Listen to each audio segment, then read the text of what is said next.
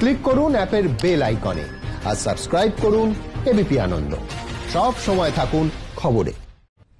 Corona যুদ্ধে যারা প্রতিনিয়ত লড়ছেন তাদের অ্যান্টিবডি টেস্টের ব্যবস্থা করেছে কলকাতা পুরসভা। সেই তালিকায় রয়েছেন চিকিৎসক, নার্স, স্বাস্থ্যকর্মীরা, তেমনই রয়েছেন বিভিন্ন দপ্তরের কর্মীরা যারা তথ্য সংগ্রহ সচেতনতামূলক কাজের সঙ্গে জড়িত।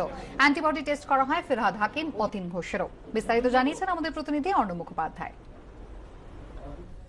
কলকাতা পুরসভার যারা ফ্রন্ট লাইনার অর্থাৎ কোভিড যুদ্ধে যারা লড়াই করছেন তাদের নিয়ে একটা পাইলট প্রজেক্ট হচ্ছে সিএসআর এর মাধ্যমে অ্যান্টিবডি টেস্ট হচ্ছে। আমরা দেখতে পাচ্ছি এখানে যেরকমভাবে যারা চিকিৎসকরা রয়েছেন, কলকাতা পুরসভার যে সমস্ত চিকিৎসকরা রয়েছেন যারা প্রতিনিয়ত লড়াই করে চলেছেন এবং বিভিন্ন ডিপার্টমেন্টের বিভিন্ন কর্মীরা যারা সংস্পর্শে এসছেন কোভিড রোগীর বা তাদের সেবা করেছেন। আমরা মূলত দেখতে চাইছি যে কোভিডের সময় থেকে যারা আমরা এখানে পথে নেমে মানুষকে পরিষেবা দেওয়ার চেষ্টা করেছি তাদের কতজনের মধ্যে এই করোনা অ্যান্টিবডি তৈরি হয়েছে, যার মাধ্যমে আমরা একটা ধারণা করতে পারবো কতজন করোনা ভাইরাস বা করোনা ভাইরাসের মতো ভাইরাসের প্রতি এক্সপোজড হয়েছেন। কলকাতা মিউনিসিপ্যাল কর্পোরেশন যেভাবে সমস্ত জায়গায় এনাদের কর্মীরা এবং এনার ডক্টরসরা যেভাবে এক্সপোজড হয়ে আছেন, সেখানে এদের অ্যান্টিবডি যদি কোনো রকম কোনো ইনফেক্টেড থাকে অ্যান্টিবডি ডেফিনেটলি ডেভেলপ হয়ে গিয়ে থাকবে,